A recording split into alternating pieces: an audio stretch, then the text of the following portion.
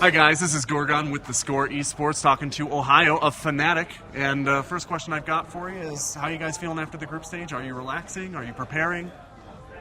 Well, we're kind of both because after losing for the first 2 days, we are just like opening it up and we just try to relax ourselves and let's play the games. Yeah.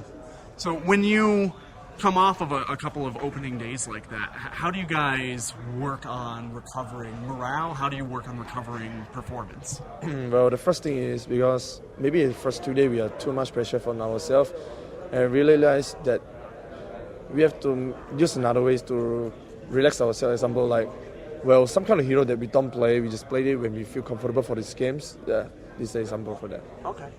So one of the issues that you guys have kind of apparently been running into over the last couple of months is a little bit of stability of performance. Like, you're clearly a world-class team when you're on your game, but then there are some games that you just don't necessarily seem to step forward with the same strength. Do you have a sense as a team what causes that fluctuation in performance and how to approach it? Well, about performance, because our team seems like the teams that slow. I mean, slow is because sometimes before the tournament we cannot get into any of the play style, so we will make all of us playing bad. Example, before the Manila Major, I still remember that we play very, very bad because we don't know what we have to play.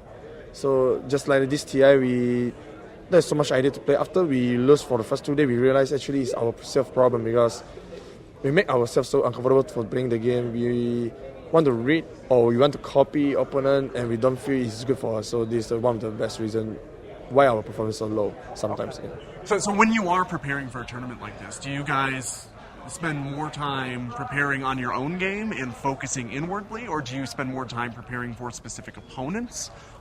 How does your team prioritize that sort of preference? Well, our priority is, of course, is on ourselves first because we know if we can play better for ourselves, we can beat any team. So our priority, of course, is on ourselves first. The second one is opponent. We will do it after we solve all of our problems. Like yesterday, we talk a lot of ourselves first. For maybe we have a meeting for 1 hour. After that, we're just starting to talk about the next opponent, MVP and VGR. Yeah, we always do that. Do you feel comfortable with the way that the team is communicating outside of game and the way that you are approaching problems, or have there been any issues in terms of breaking down communication?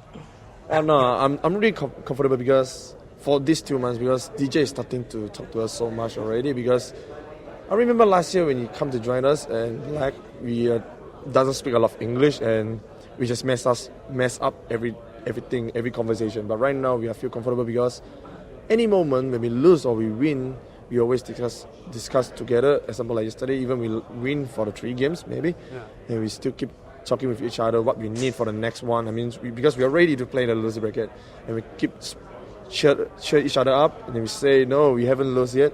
We have to keep going. We have to improve it in ourselves in these few days. Yeah, this is what we need. Do you have a member of the team who's really central in that cheering up mechanic of the way that, or dynamic, the way that you interact? Like, is there somebody that you guys really look to be the clown or to be the the entertainer? Well, if you say about the clown, I'm the one who's the clown because Mushi is the player that kind of serious, but of course and DJ is a player that so I don't think everyone is like that, but only me because I always like to make some joke. Yeah, that's why they always call me. I'm a common clown in teams. You're the spirit of the team's jovial nature. Yeah.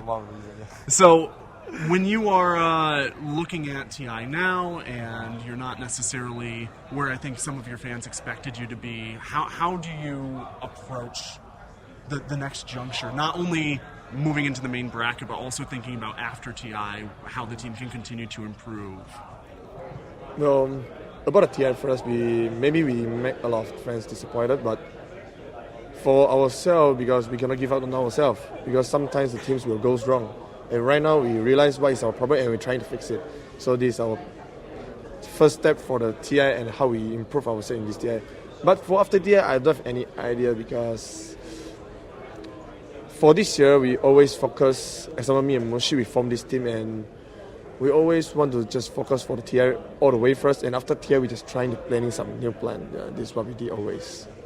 Okay, and kind of following that up, as you guys are thinking about the ways to approach that, are you confident that how you play at TI will or won't affect your roster? Because a lot of teams come into TI and then they make adjustments after TI. Obviously, you guys probably haven't had discussions about it, but the way that you feel out the team, do you have a level of confidence about where you'll be? For the main event, right? Yeah. Yeah, we are much more confident right now because if you think about the first 2 days, we don't have any confidence because we are last. But right now we have a lot of confidence because we know how to fix our problem and know how to improve. So I think we have much more confidence for this TI main event right now. Yeah.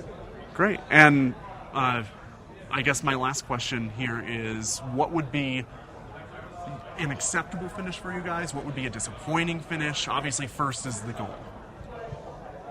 Sorry, can you question me again? Yeah. So at the international now, where you guys are, what do you think your team would be happy with as a finish, and what would be disappointing? You mean the top 16, right? Yeah. We will be happy at least because we expect we can get at least top 8 for this tournament. But right now, so I think we are happy we end up with top 8. Okay. But of course, all of us will be so sad, disappointed that we get a 16 because the last year the Fnatic also get a top 16. So we hope we don't happen this one again. And it's quite a sad story for us.